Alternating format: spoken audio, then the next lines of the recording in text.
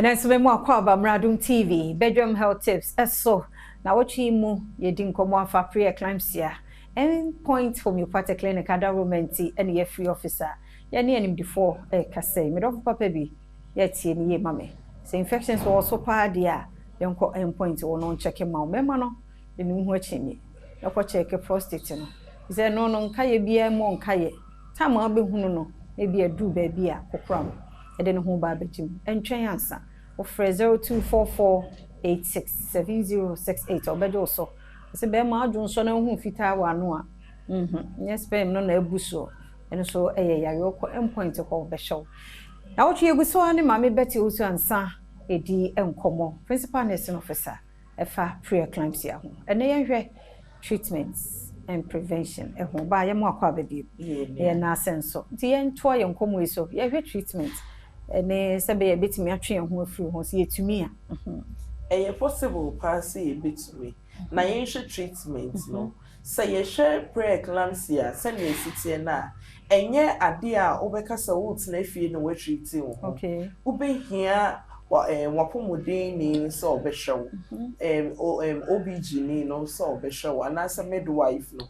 enti na yes say ebra no obeba antenatal na ehu enti so oba say sane me ya mebobo so eni tipaye ne sane me ya mabobo so wa ye kesi bebre bro so a wo so wo call o midwife and I call doctor ho or show no wa ye nhwehwemu wa show urine after wa show liver function test because pre-eclampsia no e consider me today kidneys no ne liver no into results na ebeba no ebebo apomodin ejuma yeni no kokose eye sei na ebese into mpepi no bp ni wo show into omuma edro a ebema bp na bafom senyin sei no enko na nimpa na ohwe results na buy nhwehwemu na oye no results na buy enye bibi enhu bia na bia ye pre-eclampsia ashase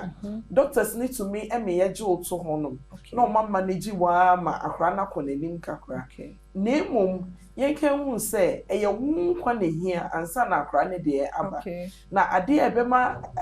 bp na kofom na sa ne ma we ni na akone se akra ni ho a ananyi san ni ho a enti ansa na omo be si ginaye se bi omo be ma akra na ba no omo be hwe sa ne ma we ni na se hawo oba no oni pagua na enti dia edikan omo be ma wo aduro ama bp no akofom na afi so omo se akra no still nyinsa ne be ha adwuna omo make sure say omo ma wo omo wo opanie bi sa panie no akra ni nyanyini ye nti corticosteroids ma akra ne lungs no ebie se ne ebe ya ye woni mpufiri mu mpo a obetumi adjust to environment no otumi ahome ne ye lucy akra no and afesu ye sama maame no endura ema ne nya seizure because pre-eclampsia no one manage no one control nipa no betumi nya seizures obetwa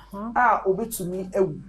enti eyade a sandro we no na omuta ye no mama o fluids so se ne be ya ojonso no ebe cleanse o kidneys no na edima ne so aba from mandro so be ma jonso afa ojonso kra ni ma aba from inse no ni treatment ade omoye na ewieye no omoyi akra na free ho ida say omo be induce labor